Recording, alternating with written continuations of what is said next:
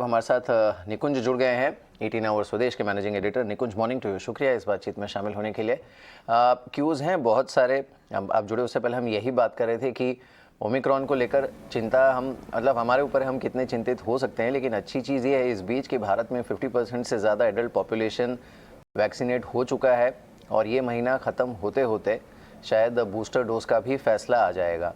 तो रणनीति अभी भी वही होनी चाहिए, कॉशन लेकिन मैच्योर्ड रिएक्शन की।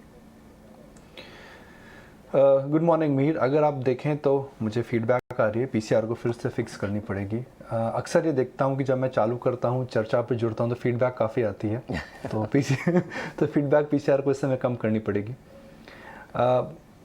मीर, सबसे इम्पोर्टेंट फैक्टर इस समय ग्लोबली शेयर बाज़ार में क्या है? क्या वो ओमिक्रॉन वायरस है, क्या वो ग्रोथ है, क्या वो इन्फ्लेशन है, या फिर क्या वो एक ईयर एंड का एक हम देखते हैं कि एक लिम्बो मोड जो आ जाता है, जिसके अंदर शेयर बाज़ार में अक्सर हम देखते हैं कि बड़ी गतिविधि नहीं होती है, मार्केट एक रेंज में सेटल हो रहे हैं। तो मेरे हिसाब से इस समय मार्केट ओमिक्रॉन को लेकर के चिंतित नहीं है, क्यूरियस जरूर है।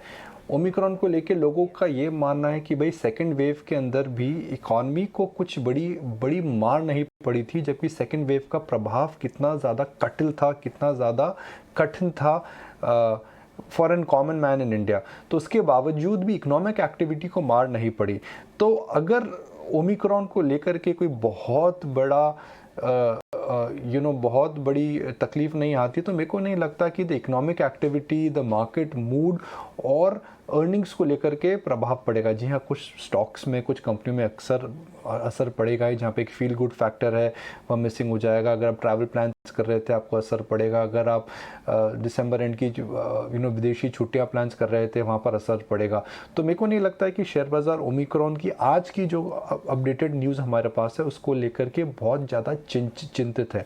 हालांकि सबसे पहले खबर ओमिक्रॉन की ही पड़ेंगे, क्योंकि भारत में अनफॉर्चुनेटली अभी डिटेक्ट हो चुका है। तो शेयर बाज़ार और रियल लाइफ में काफ़ी चेंजेस होते हैं।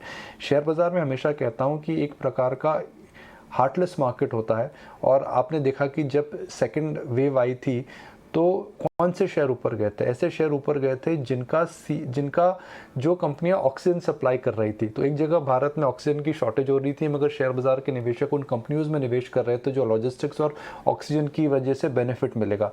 तो ये शेयर बाजार है जी। शेयर बाजार is not a place for cents, it's a place for sharks. और शार्क्स हमेशा अपॉर्चुनिटी ढूंढती हैं। शेयर बाजार के अंदर आपको हमेशा उसी एक मनसद से जाना चाहिए कि आप बेच रहे हैं तो कोई खरीद रहा है, और आप खरीद रहे हैं तो कोई बेच रहा है। इस समय कहाँ पे अपॉर्चुनिटी है, कहाँ पे स्ट्रेस है।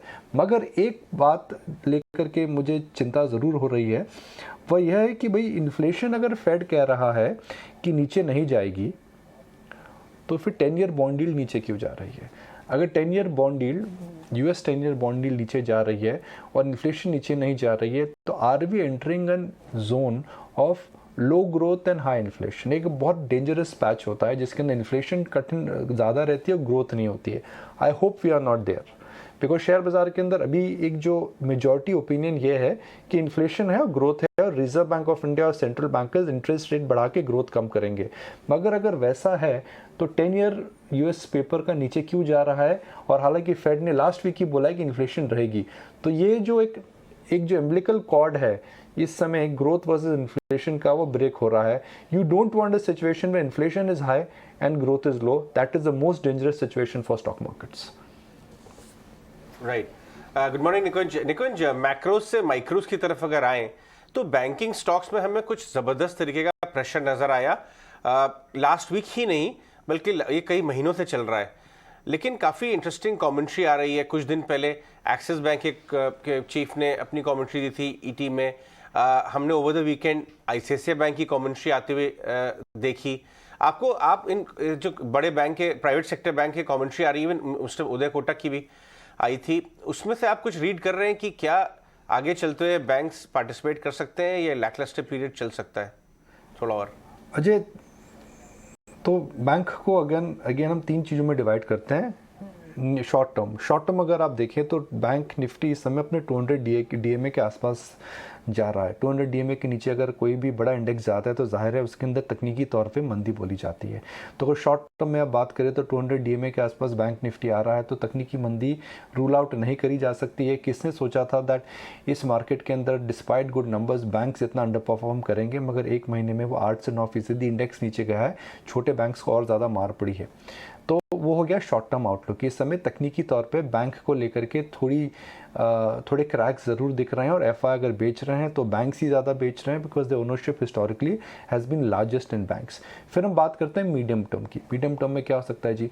मीडियम टर्म में Reserve Bank of India policy normalize शायद इस हफ्ते नहीं बात करे, ओमिक्रॉन का प्रभाव पड़ सकता है और इन्फ्लेशन को लेकर के थोड़ी चिंता रह सकती है। मगर दूसरी साइड में ग्रोथ ज़रूर आ रही है, ग्रोथ आ रही है और फिनटेक को लेकर के बैंक्स की जो डी रेटिंग हुई थी मुझे लगता है मीडियम टर्म में वह हट जाएगी। सबको लगता था जी फिनटेक्स बैंक्स का चाय नाश्ता खा लेंगे, they will eat there lunch. ऐसा कुछ नहीं हो रहा है। बैंक्स भी ये बोल रहे हैं कि जी हमें भी टेक्नोलॉजी की समझ है। Ultimately the birth of private banking was done because of internet banking.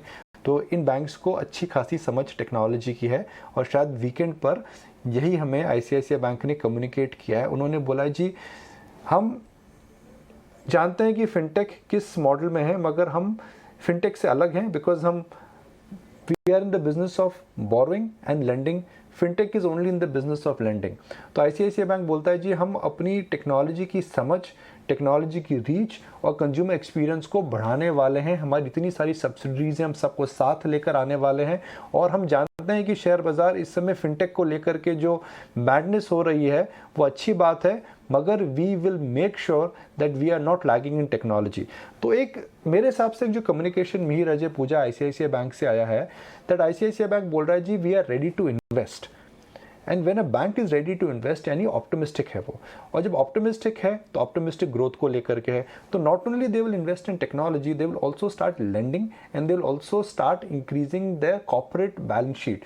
तो ICICI बैंक के अंदर दो तरह के बड़े एक प्रोपेलर्स आने वाले हैं, मतलब डबल प्रोपेलर इफेक्ट आएगा। प्रोपेलर नंबर 1 यह फिनटेक और टेक्नोलॉजी की तरफ जाकर के अपनी बैंक की जो पूरी रणनीति है वह चेंज करेगा। दूसरी, अगर आप इतना निवेश कर रहे हैं तो जाहिर है आपका ग्रोथ का DNA वापस आ चुका है। तो पुराने धंधे में ग्रोथ और नए धंधे को बर्थ दिया जा रहा है। तो काफी इंटरेस्टिंग फेज से निकलने वाला है ICICI बैंक।